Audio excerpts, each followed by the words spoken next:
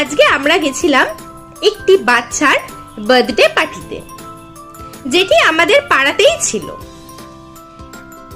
বড় হয়ে যাওয়ার পর একটা এজে এসে আর তেমন ভাবে বার্থডে পার্টির ইনভিটেশন আসে না, কিন্তু অনেকদিন পর পাড়ার একটি বাচ্চার বার্থডেতে আমরা ইনভিটেশন পেয়েছিলাম। সেখানেই আমরা আজকে গেছিলাম।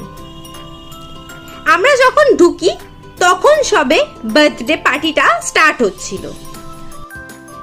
চলুন তাহলে একসাথে সবাই মিলে এবার বার্থডে পার্টিটা এনজয় করি।